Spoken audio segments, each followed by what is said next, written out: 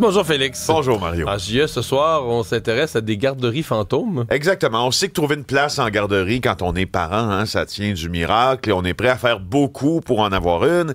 Eh bien, il y a des gens qui le savent et des gens qui en profitent. Des garderies en milieu familial, notamment, qui vont mettre sur pied un stratagème qui, selon les gens que nous avons rencontrés, les a détroussés de plusieurs milliers de dollars. C'est assez clair.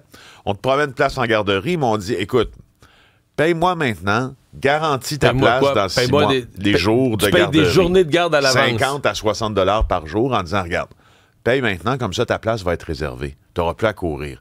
Alors, c'est un arrangement pour les parents qui... On leur fait payer combien de jours? Mettons 10 jours, ça serait, mettons, 500-600$, plus que ça. Des semaines. Alors, c'est des milliers de dollars qui ont été soutirés à des parents. Les gens payent. Désespérés d'avoir une place. Ben, c'est difficile de trouver une place, comme je le dis. Alors oui, ils payent. Et là, donc, mais c'est pas fini. C'est parce que là, ils arrivent au jour J où l'enfant entre en garderie, dépose l'enfant, et finalement, les propriétaires de la garderie vont trouver toutes sortes de raisons pour renvoyer l'enfant à la maison et au final, pour ne plus prendre l'enfant parce qu'il soit il est trop turbulent, parce qu'il ne cadre pas avec le milieu familial en question, le milieu de la garderie. Donc, bref, on a payé dans le vide. Extrait d'émission de ce soir. Elle m'écrivait qu'il pleurait, fait que moi, je retournais le chercher, mettons. Fait que c'est ça, la première fois. Puis la deuxième fois, il a resté même affaire, je pense, un 45 minutes, 1 heure. Puis la troisième fois, la même chose. À chaque fois, José Sanson garde les enfants moins d'1 heure. Puis là, j'ai fait OK, on retourne plus là. On y retournera plus.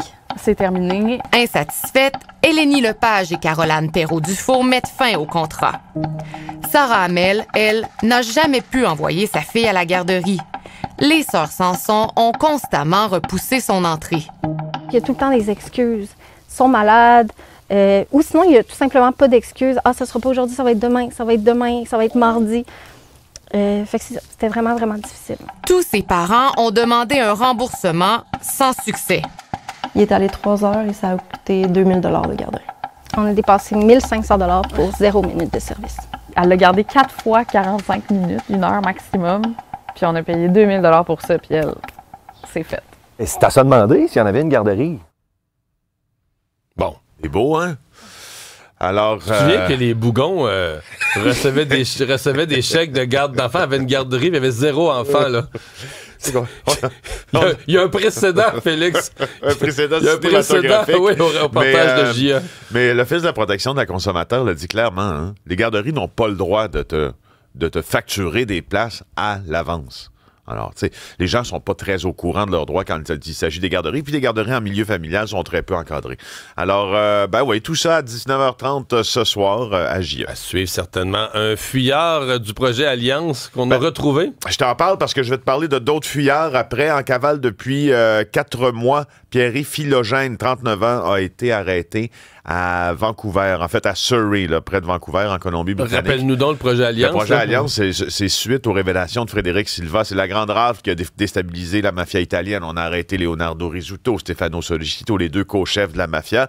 Alors, lui est en cavale. Lui, avant la rafle... Donc ça a créé une liste de noms de gens recherchés, puis il y en a qu'on n'avait jamais trouvé, là. Ben, c'est ça. Il y a une couple de personnes qui se sont dit, sais-tu, moi, je vais y aller, tu sais, avant les arrestations. Je vais m'éloigner un petit peu. Je vais m'éloigner, puis c'est pas les moindres qui sont recherchés. Tu sais, là, je t'ai parlé de Philogène, mais je peux aussi te parler de Mario Sollecito, 54 ans. Mario Sollecito, le frère de Stefano Sollecito, qui est influent à Montréal. Chut, aucune idée. On sait pas il est où. Ben, peut-être qu'on sait il est où, mais on l'a pas trouvé.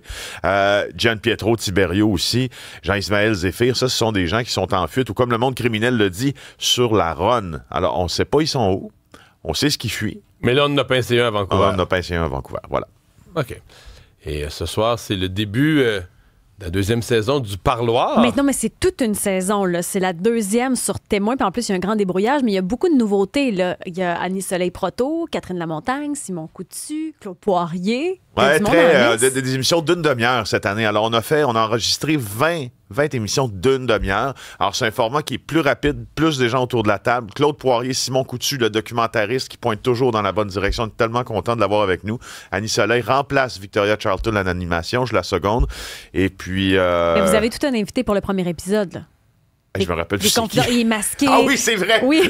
Un moteur masqué à l'Animus. Imaginez-vous, dans 20 épisodes, t'en reçois du... Ben oui, c'est ça. Un gars qui a rencontré Annie Soleil Proto. J'ai l'air niaiseux. Et donc, masqué, ce soir... moteur, 21h30. Ce soir, 21h30. Témoin. Merci, Félix. Très bon.